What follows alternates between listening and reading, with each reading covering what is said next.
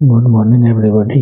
आज हम लोग हिंदी साहित्य से संबंधित कहानी बहादुर के बारे में अध्ययन करेंगे। बहादुर अमरकांत द्वारा लिखित एक कहानी है जो 10th क्लास की पाठ्य पुस्तक गोधूली भाग 2 में रचित है और इसके लेखक अमरकांत है। अमरकांत का जन्म जो है 1 जुलाई 1925 को हुआ था और उनकी मृत्यु 17 फरवरी 2014 को हुई।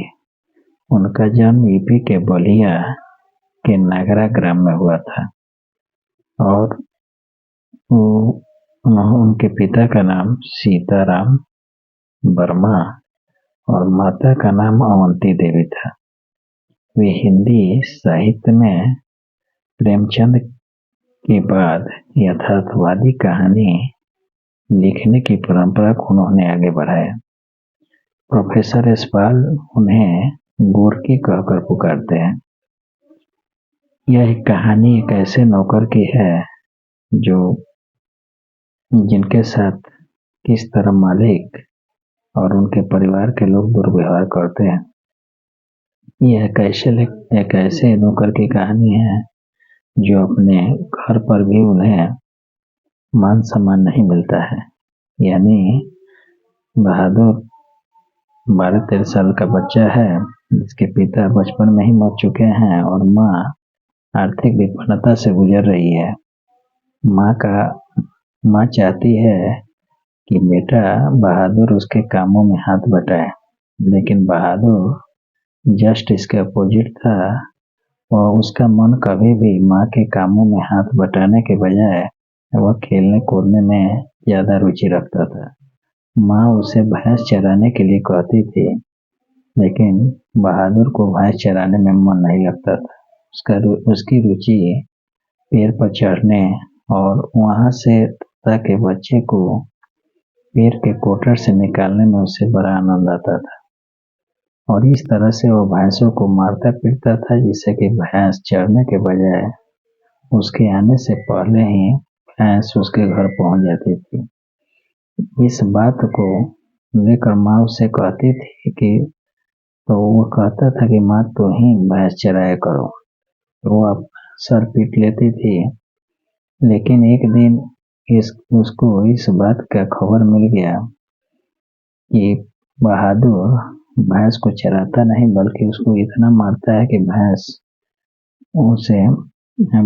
उससे आने से पहले ही घर आ जाती है और खुद पेड़ के ऊपर चढ़कर कोटरे में हाथ लगाता है और वहां से तोता का बच्चा पकड़ता है।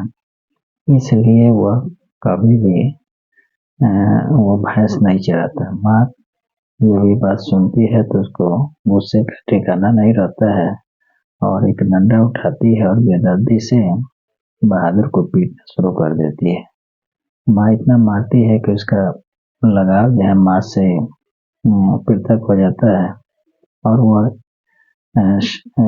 घर छोड़ने का निर्णय लेता है। घर तो छोड़ देता है और गांव छोड़कर वह गोरखपुर के बस स्टैंड पहुंच जाता है, जहां लेखक से उसकी भेंट होती है जो आंखें मलका रहा था और लेखक भी उसके तरफ देख रहा था और बहादुर भी उसके तरफ देख रहा था। जब लेखक उसको बुलाता है तो बहादुर आता है और उसके द्वारा पूछे जाने पर अपना परिचय बहादुर के रूप में देता है और ये भी बताता है कि मुझे लोग दिल बहादुर के रूप में जानते हैं, लेकिन शॉर्ट में हमें लोग बहादुर कहकर पुकारते हैं। वह पूछता है कि तुम्हारे माँ पिता कहाँ हैं, तो उसके बारे में वह कुछ नहीं बोलता है। लेखक को पक्का विश्वास हो गया कि इसको यदि घर ले जाए तो शायद नौकर के रूप में ये हमारे घरों का काम कर सकता है।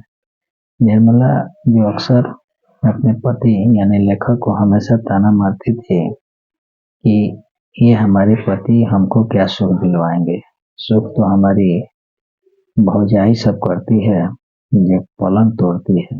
मैंने अपने मायके में भौजाइयों को नौकर का सुख देखा। लेकिन मेरे पति को इतनी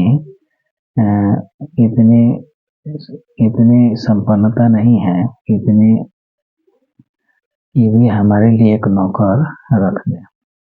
लेखक के मन में ये बात तो रहता है कि नौकर रखा जाए, बाकी उसको रखना भी इतना आसान नहीं है। नौकर अगर मिलेगा तो कहाँ मिलेगा, कैसे मिलेगा, लेकिन उसको एक बार इस अवसर मिलता है, खासकर कब, जब बहादुर अपने घर से छोड़ता है और उसकी नज़र यानी उसकी भेंट बहादुर से होती है। इसी मुलाकात को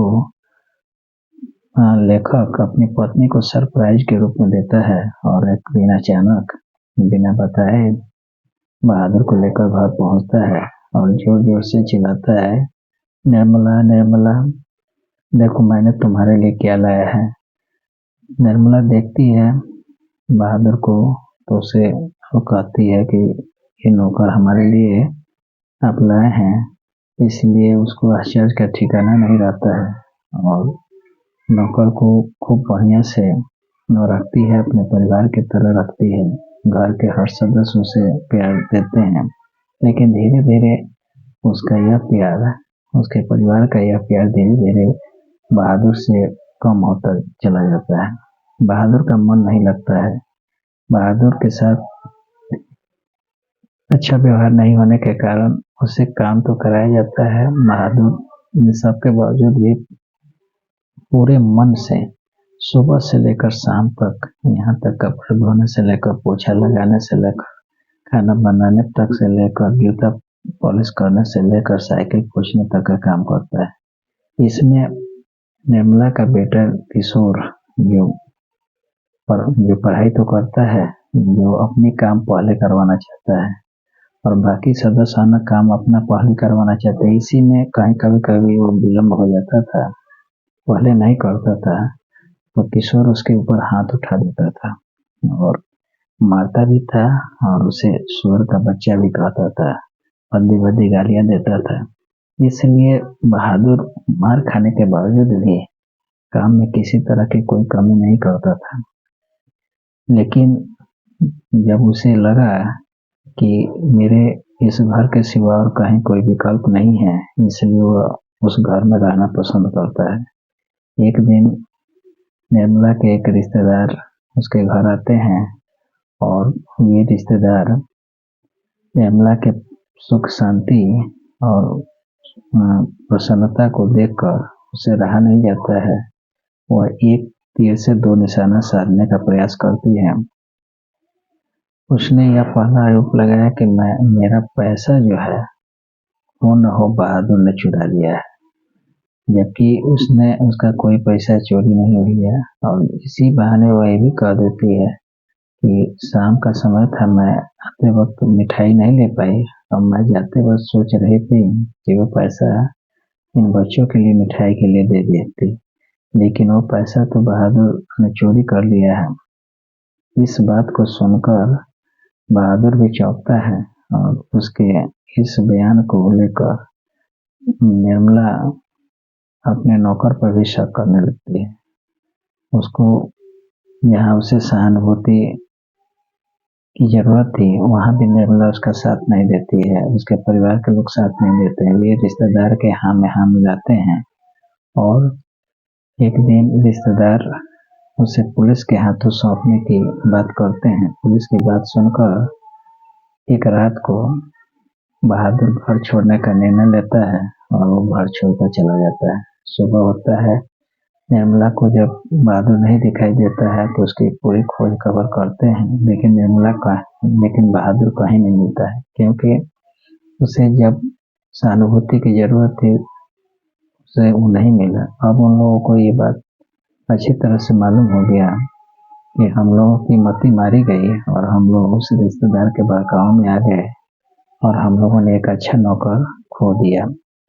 वो नौकर शायद अब मुझे मिलेगा भी नहीं, इसलिए उसकी पूरी खोज खबर करते हैं, कहते हैं कि अगर मिल जाए तो उसे मैं पुत्र से भी ज़्यादा मानूंगी। उसका जो बकाया वेतन है वो सब दूंगी, उसको हर समय हर त्योहार नया कपड़ा और वस्त्र दूंगी। लेकिन ये सब अब पूरी कल्पना है, क्योंकि अब समय काफ़ी हो चुका था बहादुर जा चुका था, उसकी वापसी की कोई उम्मीद नहीं थी और निर्मला और निर्मला के परिवार ऐसे नौकर को मिस कर रहे हैं जो शायद अब आने वाला नहीं है। तो यह कहानी एक नौकर जिसका नायक बहादुर रहता है, काफ़ी एक अच्छी कहानी है जिसको अमरकांत जी ने लिखा है। इसको यदि बार बार रिवीजन किया जाए तो हमारे 10th क्लास की परीक्षाओं के लिए तो उपयोगी होगा ही, साथ ही ये बीपीएससी की परीक्षाओं में